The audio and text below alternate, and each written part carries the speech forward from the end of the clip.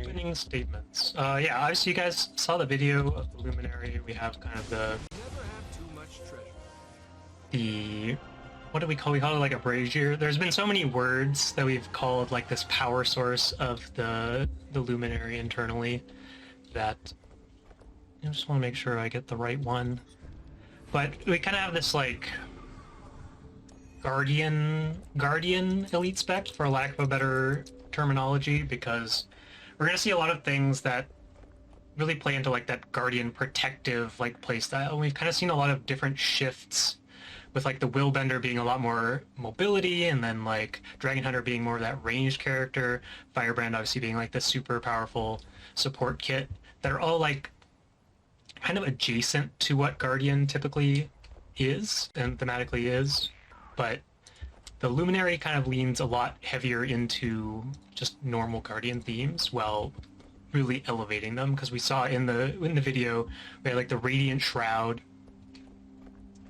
set up over here so we can come back. Radiant Shroud giving access to like these weapons of light and flame to the Luminary. It's kind of this just like really guardian for lack of a better word. Well, we can see here that this wasn't quite clear in the blog post, and some people were kind of confused, it seemed like.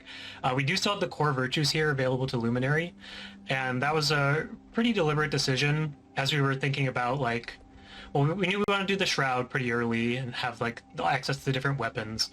There's the question of whether or not we should do like Luminary specific virtues as well, because we obviously have like Dragon Hunter gets its own virtues, Willbender gets its own flavor of the virtues, Firebrand replaces virtues with tomes. But the core virtues are actually play pretty well into what this spec is trying to do. We have like a lot of that protective, defensive, supporty Guardian here on top of like the more bruisery, aggressive versions of Guardian. And you know, like Virtue of Resolve, Virtue of Courage, these are just like really skills that fit really well into this style of play. And there's some additional virtue hooks that we'll see once we get into the traits, but it's going to play really well with the virtues trait line. And so we felt pretty good about just having the core virtues alongside the new flashing mechanic of the Radiant Shroud. And this is something that we covered pretty in detail in the blog, but I'm just going to reiterate for everyone. The Radiant Shroud, the idea here is that it's like a different take on, say, Death Shroud or you know, Shadow Shroud. It's kind of closer to like Photon Forge, which a lot of people realized, where there's not like a gating resource. Holosmith obviously has heat. The difference here is that the usage of the Shroud skills is what's going to be affecting the cooldown. So anytime it's available, you can just go into Radiant Shroud. And we can just show that off real quick. You can see that the power source kind of gets consumed to apply like the Radiant Aura here and really source the power of all of these weapons is kind of the idea. So that'll go away when you're in Shroud, it'll come back when you're out of Shroud. But when we go into Shroud, we can see that the base cooldown here, if we don't do anything, it's going to be 5 seconds. And that's also going to be true of the first weapon that you use. The base cooldown is still going to be 5 seconds, and then it's going to go up by 5 seconds each time you use an additional weapon skill. The way it's explained is slightly different because it actually reduces the cooldown, but you know, fundamentally, the cooldown is lower the fewer weapons you use. And most Shrouds, you know, have that 10-second cooldown, so if you go in and use a couple of weapons, you'll have access to more of that normal Shroud cooldown, but there's more space to have a really big burst of power, because we see here going in, and we'll cover all these skills again, but come in and use the hammer. That's going to be your main damage focused weapon. Then like the staff's going to be a little bit more supportive. It's going to create a symbol on the ground, have some healing attached to it as well. So a lot of these things do have like some situational value. Some of them are going to be the ones you just always want to press. You'll always go in, use that button, get that value. These skills do still have cooldowns, so you can't just, you know, go in, press the shield block, leave, come back in 5 seconds, press the shield block again. But you kind of have a decision point every time that you go into Shroud of how long do I want to stay in here, how many weapons do I want to utilize, and then that's going to affect like the next time you can go back in. So there's definitely going to be cases where you just want to pop in, use the hammer, maximize your damage, leave, and then come back 5 seconds later. Maybe you want to use the block is a situation that came up, so you want to have better access to that. But fundamentally, it's a resourceless shroud that the resource is, I guess, the skills themselves, because the more you use the skills, the more the cooldown increases. So just going over these real quick. One extra thing here we're going to see is that there's a few extra buffs getting applied from the minor traits, so we can cover those real quick. The first one is a buff that we're calling the Luminary's Blessing. This is just a small strike damage reduction that's going to be applied to you and nearby allies every time you equip a radiant weapon, so not the flip skills, but any of the base skills. And then there's also going to be this passive attached to each weapon from the Radiant Armaments Grandmaster Minor that, in this case, we see with the hammer, it's going to be more focused on damage, so you get a buff that says increased strike damage to crowd-controlled foes, immobilized foes. And that's going to persist for a bit of time after you exit Shroud. So when you go in and you're going to be using multiple weapons, if I'm more of a damage-focused build, I'm going to make sure that I want to end on the hammer, because that's going to give me that lingering bonus that is the increased damage.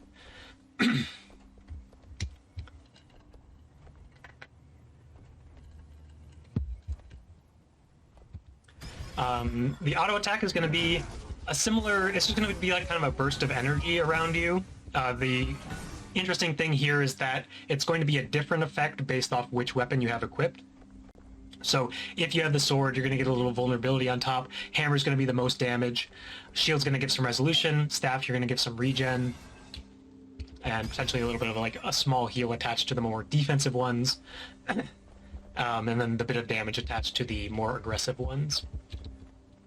So we can go into these a little bit more in depth now, starting off with the Dazzling Hammer. This is, again, your most offensive slot. We see kind of starting with the overhead slam.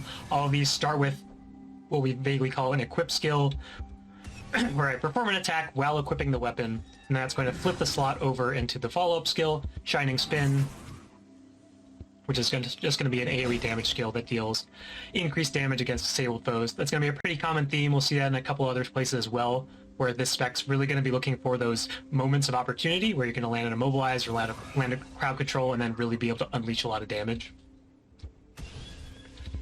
Next up, we have the Luminous Staff. This is going to be that staff. It's going to give you a healing. We'll cover all the passives again once we get into the traits. So this is going to be an outgoing healing buff. The idea is you slam the staff into the ground. This is going to create a resolution symbol, and it's also going to grant protection to your allies when you use the skill initially.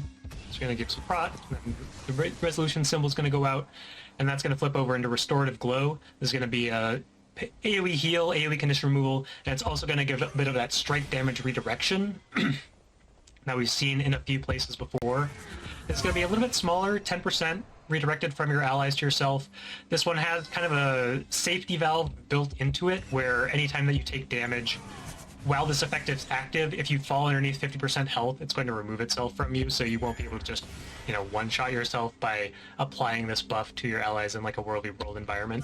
But it's just going to be like that extra layer of damage reduction to your allies.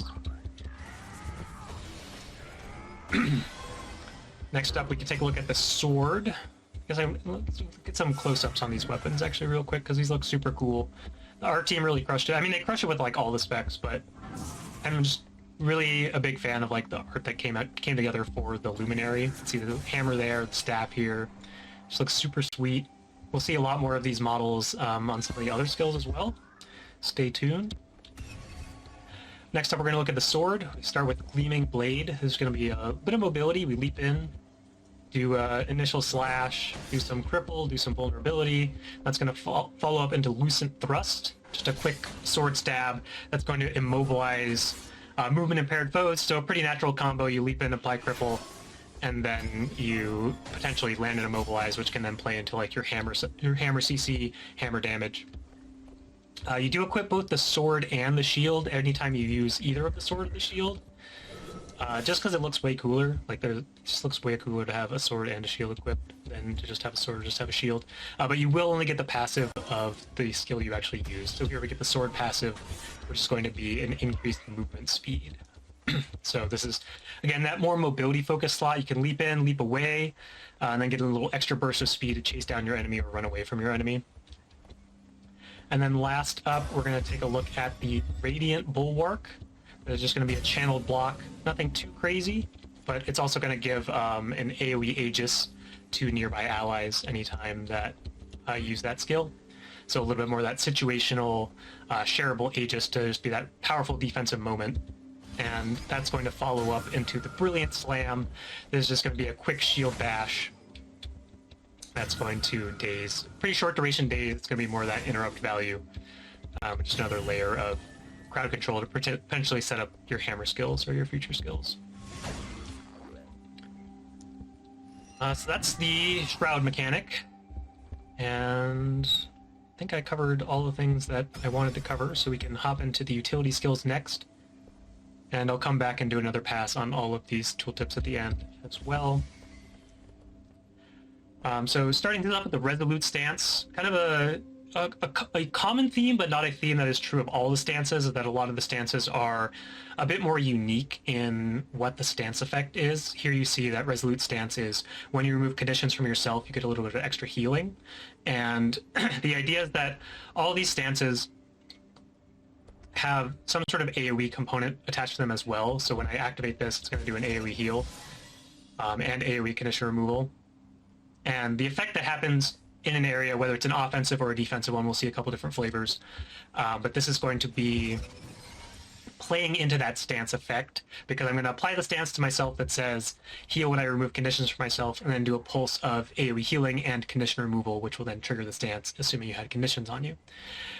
So it is, you get like kind of one trigger for free, and then the rest of your kit is going to allow you to get additional triggers. Obviously, there's a lot of condom rule in the rest of Guardian's kits, other skills, other traits that can give you a lot more healing pulses if that's something that you're interested in.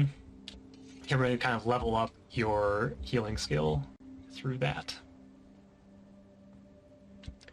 Next up, we have Stalwart Stance. This one's a little bit more straightforward because we kind of put one of the more powerful AoE components on it. This is going to be an AoE stun break for yourself and allies.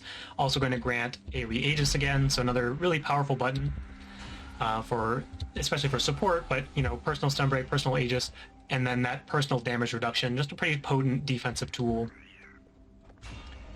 And as mentioned, you know, this one doesn't have quite as much flavor, but is just that solid, stalwart defensive tool that is also pretty valuable to support builds. I'm actually going to skip over this one real quick. We'll come back to it. That's one of the more offensive focused. Let's cover the two defensive focused ones first. Next up, we have Valerie Stance. The stance here is that you heal allies when you grant them boons. So this is pretty similar to like altruistic healing, but instead of every time you apply a boon to anyone you heal yourself, it's anytime you apply a boon to someone you heal them. So this obviously does include yourself. The number hasn't been balanced yet, so the 37 probably a little bit on the low end, but we do want this to be like a pretty powerful effect. It obviously gives stability and protection, these powerful defensive tools.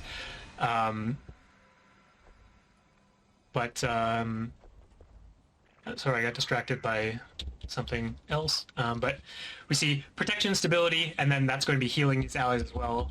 I'm going to deal some damage to this. We see a bunch of heal pulses coming out, and then, I mean, you guys know how good altruistic healing is with like Empower, right? So you can now use Valerie Stance, use Empower. That's potentially a lot of AoE healing, in addition to a little bit of stability, a little bit of protection. This one's not a stun break because we feel like it has the potential to be strong enough, like assuming the healing number is right, this skill will be powerful enough that it doesn't need to be the stun break.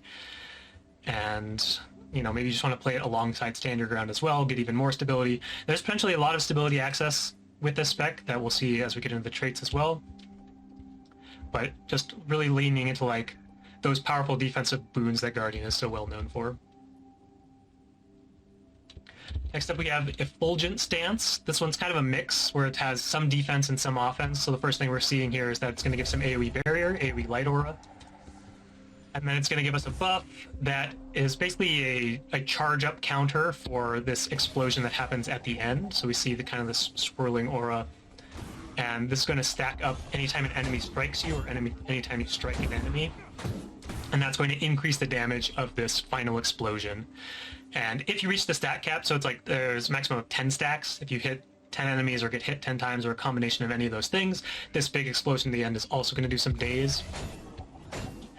probably not super likely in a 1v1 situation. Guardian does have a lot of multi-hit skills, so it is definitely possible, but more expected that you're going to get that maximum value in like these situations where you are able to cleave multiple enemies.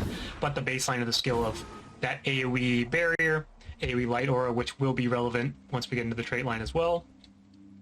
Potentially a really fun and powerful skill. And last up, we have the Piercing Stance. This one's going to be, again, a bit more offensive and a bit more crowd control focused. So we're going to see it's just a quick AoE daze, kind of lash out with this burst of weaponry. And the stance itself is going to be another damage bonus against crowd controlled or immobilized enemies.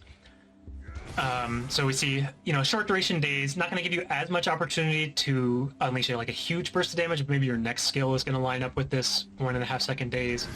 Then obviously it's going to give you bonus damage off of any of the other crowd control you're going to be inflicting with the skills. And as usual, skills with enemies with Defiance bars are always going to be susceptible to this, or always reward you with this bonus damage. Last up, we have Daring Advance. This is, I like to call this one kind of a loose interpretation of the stance skill type because it is more of a mobility skill.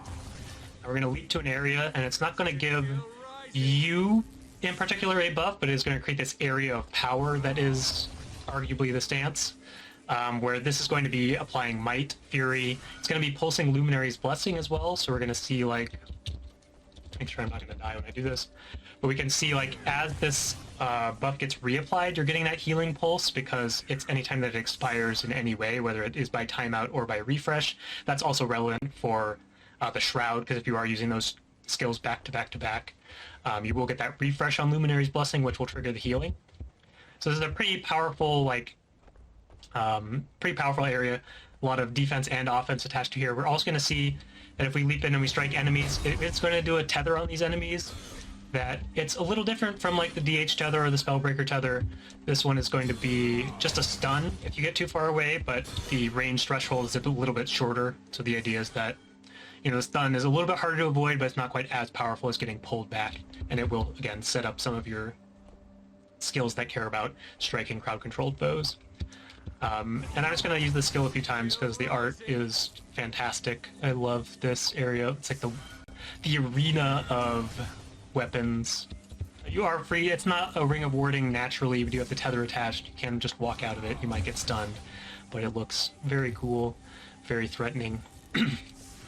And it's also a light field, which is cool because you can get some light aura. We also have the light field on the staff skill, Radiant Staff skill. Light aura will be relevant as we talk about the traits here in just a second, but I'm going to take a quick break for water. And we see some nice temporary icons, Blast from the Past. These are not quite hooked up yet, so we have some nice Roman numerals for you guys, for anyone who remembers back in the day.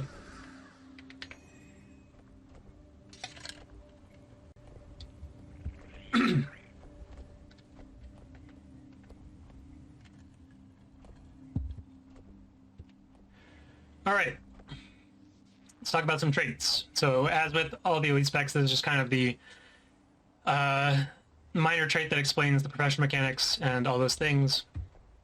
But starting with the trait that actually do things, we've kind of seen both of these already from using the Shroud skills. Light's Gift is going to be a little bit of extra vitality buff, and then this is going to be the source of Luminary's Blessing. Every time you equip a radiant weapon, it will do this to allies in the area. This duration is going to be a little bit shorter in competitive modes. Here we see, it still needs a tuning pass. Right now it's 6 seconds. It's going to be about 3 seconds in competitive modes. But again, the idea is you get this kind of short duration of strike damage reduction, and then when that ends, it's going to give you a little bit of healing. That's obviously true for all of the allies that you affect with it as well. And then we see the bonuses here from Radiant Armaments. Every time while you have an equipped Radiant weapon, you're going to get a passive bonus based off which weapon you have equipped that will linger for a little bit of time after exiting Shroud. So we see again here the Hammer, bonus damage against crowd-controlled and immobilized foes. Staff giving you that increased outgoing healing. Sword with the increased movement speed, and Shield giving you that incoming strike damage reduction against nearby enemies. Moving into the adept traits, we have Shimmering Stances. You're going to have the stance trait for the spec. Obviously, we've seen some stances that affect allies, some that affect enemies. So stances that affect allies will also get protection bonus here, and stances that affect enemies will inflict blind. Some of the stances do both, so you will get kind of both of these bonuses attached to those stances. Pretty powerful trait, assuming you have like a decent number of stances on your bar. Next up, we have Shining Restoration. This is kind of the first of the middle row of traits that are going to be Light Aura adjacent. And so here, this one's pretty straightforward. When you use a healing skill, you'll get an extra Light Aura. Light Aura in itself, you know, increased Condi damage reduction. Not the most exciting, but not too weak, and we're going to see a lot of Light Aura synergy as we move down the trait line. Next up, we have Persistent Blessing. This is going to give you a quick refresh of Luminary's Blessing when you exit Shroud. So, you know, go in, use all the weapons that you want to, and then as you're exiting Shroud, you're just going to get a nice little refresh on that duration of that damage reduction and get an extra healing trigger as well. So more of a defensive trait if you don't have a bunch of stances equipped for shimmering stances. Next up, we have Steadfast Recovery. This is a personal sustain trait. It's going to give you a pulsing health regen if you have protection or resolution. Starts off with a smaller number than other things that we've seen, like Rugged Growth, for example, because it is going to count twice if you have both of these boons. So if I have protection, I get this 120 heal pulse that obviously scales with healing power and all that jazz. But if I have prot and resolution, then I'm going to get twice as much healing every pulse. Obviously vulnerable to boon removal, but if you are maintaining protection and resolution, you can potentially get a lot of sustain from this trait. Next up, we have Purging Light. Every time that you apply a light aura to yourself, you're going to do an AoE condition removal for you and your allies. We're still trying to find the right balance on this one. If one is enough with kind of the amount of light aura that's added to this spec. Obviously, Core Guardian has a lot of light aura sources as well. But now we're adding like more light fields, more elite finishers, a lot of extra triggers of light aura. So this might not be strong enough at 1. It could be 2, or maybe it could be 2 for yourself, 1 for allies. You know, there's a lot of knobs here that we can balance this trait with. But the idea is grant light aura, remove conditions from allies. And last up, we have kind of more of a damage focused trait here. This is going to be Empowered Armaments. So every time that you equip a radiant weapon, it's going to give you kind of this duration stacking damage buff that we've seen on a number of specs and professions at this point, but every time that you use a radiant weapon, you'll get additional duration of this. So this is another incentive to use more weapons each time that you go into Shroud. Obviously, Hammer is going to be the main damage focus. Staff is going to give you that symbol, which will be relevant for symbol traits, and, you know, also be a reasonable amount of damage once we get the number right. And Sword's obviously going to have a decent amount of damage attached to it as well.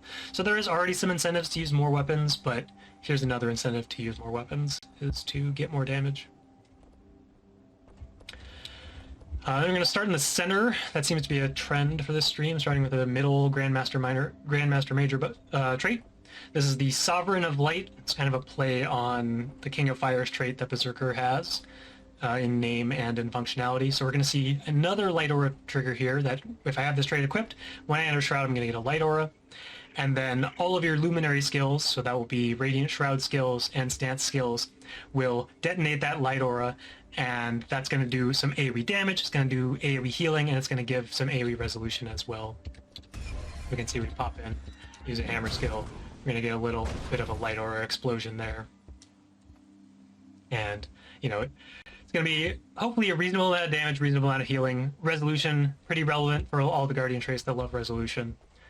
So an interesting trait if you really want to lean into like that, kind of like a middle ground bruisery playstyle. We're going to have some damage, some defense, and some support.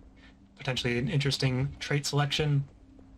If you're going to be more of that boon support, then Illuminating Inspiration is going to be the trait that you want to take. Here we see grant boosts to nearby allies when you use a virtue skill, and then reduce the recharge of your virtue skills when you equip a radiant weapon. So this obviously is going to be all of your virtue skills, granting alacrity in PvE, and it's going to be something a little bit different in competitive modes. But then you can go into Shroud and use some radiant weapons, get some cooldown reduction, and that's going to then give you access to like more boons and Reducing the recharge time of your virtues is even better when you have other traits that care about virtues, say from the virtue straight line, potentially a really strong trait for like those supportive guardians that, that's more indomitable courage procs, more absolute resolve procs, more of the just all the boons, all the triggers from virtue traits if you have this trait equipped, and utilize all of the skills in your Shroud. And last up, we have kind of the flip of the alternative to recharging your virtues by using your weapon skills. Now you're going to recharge your weapon skills by using your virtues, and this one's intended to be a bit more offensive focused. Obviously recharging staff is going to be good for support builds, but you're going to lose access to some of those boons and some of those extra virtue triggers. This is intended to be more like a bursty trait where using virtues are going to give you a full recharge of the radiant weapon skill. So here we see that if you use justice, that's going to fully recharge your hammer. So I can go in, use hammer, use justice, use hammer again, and that's not gonna...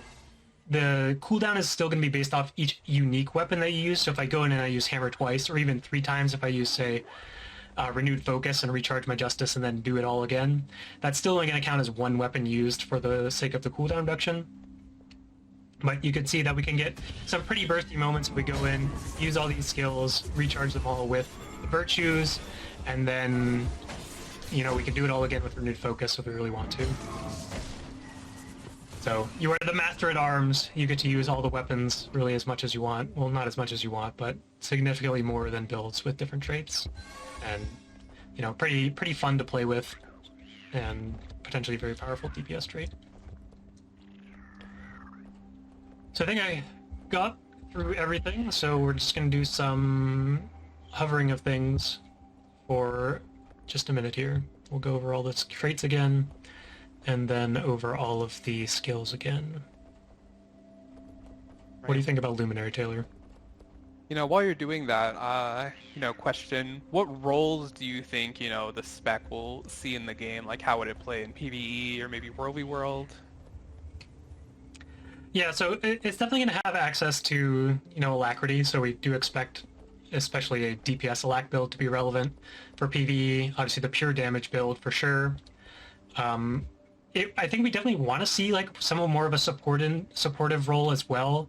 It might not quite reach the level of like a pure healer, but we see like all the boon access that it has access to. A lot of stability, a lot of protection, a lot of these like core defensive boons. So it might not be like as much of a pure healer. Obviously you can still spec into like as much of a healer as you want with your other traits and your weapon selections and your skill selections. It might not reach the level of some other support builds, but it is going to be like a decent middle ground of like great boon access, good damage, more of that like bruisery playstyle, and then a lot of powerful defensive boons.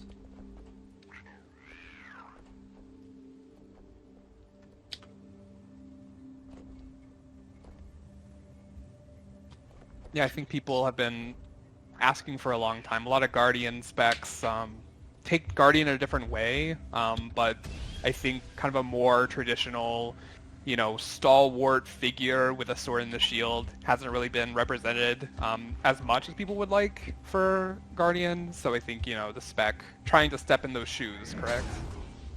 Definitely.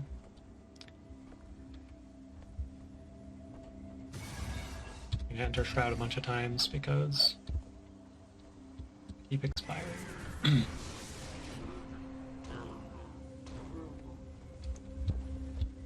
Get another close-up of these weapons because they just look so good.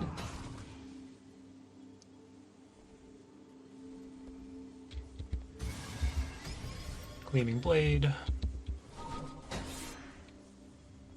Loosen Thrust.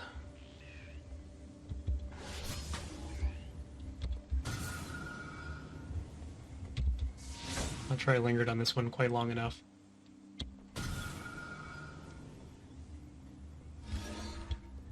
And then the utility skills, healing skill, and elite skill.